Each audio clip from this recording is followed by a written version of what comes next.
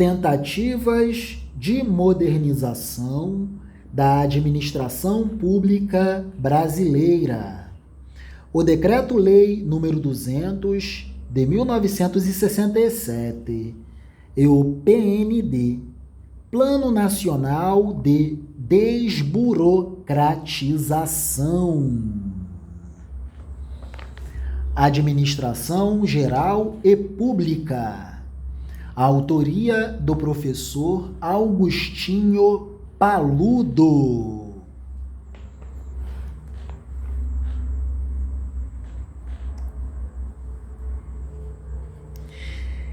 Tendo em vista as inadequações do modelo burocrático implantado durante o governo Getúlio Vargas, a administração implantada a partir de 1930 sofreu sucessivas tentativas de reforma.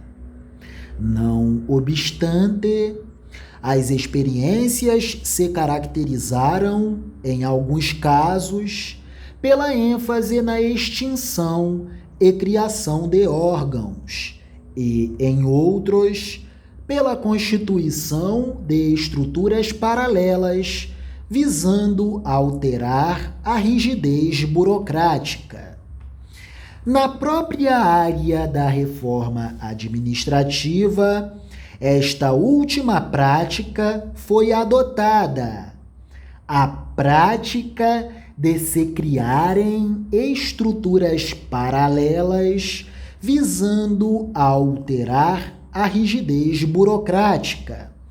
Por exemplo, no governo Juscelino Kubitschek, com a criação de comissões especiais, como a Comissão de Estudos e Projetos Administrativos, objetivando a realização de estudos para a simplificação dos processos administrativos e reformas ministeriais, e a Comissão de Simplificação Burocrática, que visava a elaboração de projetos direcionados para reformas globais e descentralização de serviços.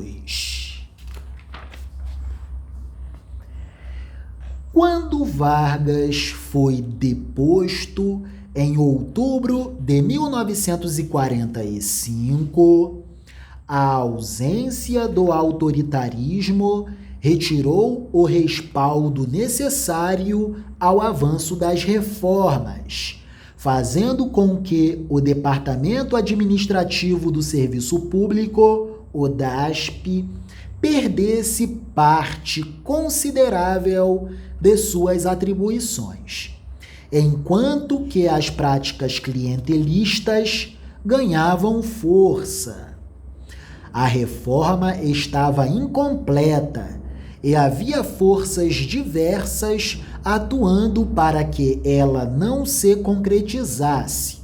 De um lado, os que apoiavam as práticas patrimonialistas e clientelistas, e, de outro, os que alegavam ser o formalismo burocrático incompatível com as necessidades do país. A pressão por reformas surgiu com o fim do Estado Novo, 1945, acentuando-se a partir da década de 1950. Mesmo retornando ao governo pelo voto democraticamente, entre 1950 e 1954, Vargas agora tinha seus poderes limitados pela Constituição de 1946. Em 1952, no segundo governo Vargas, elaborou-se um projeto de redistribuição dos órgãos da administração federal, apenas. Em 1956, criou-se a Comissão de Simplificação Burocrática, COSB, com os seguintes objetivos. Já estamos no contexto do governo do presidente Juscelino Kubitschek. Em 1956, criou-se a Comissão de Simplificação Burocrática, COSB, com os seguintes objetivos: encontrar meios de descentralização dos serviços, definir formas de delegação de competência, fixar responsabilidade e aprimorar a prestação de contas das autoridades. Ainda em 1956, criou-se a Comissão de Estudos e Projetos Administrativos, CEPA, que tinha por finalidade assessorar o Congresso Nacional em assuntos ligados à reforma administrativa.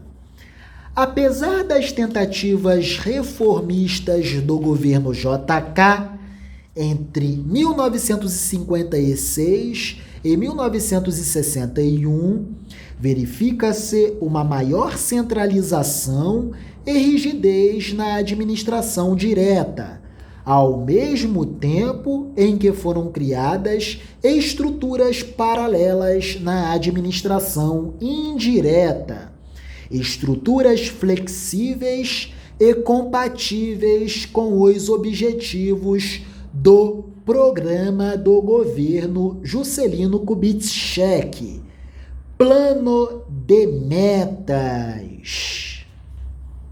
O Plano de Metas tinha dezenas de objetivos e 4 setores-chave: energia, transporte, indústria pesada e alimentação.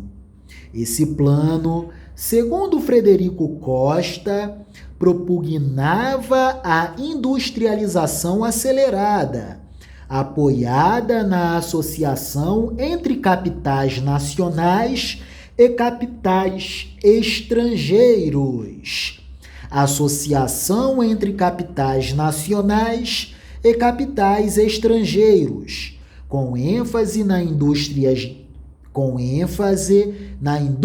de bens duráveis, dando prioridade à indústria automobilística e ao transporte rodoviário.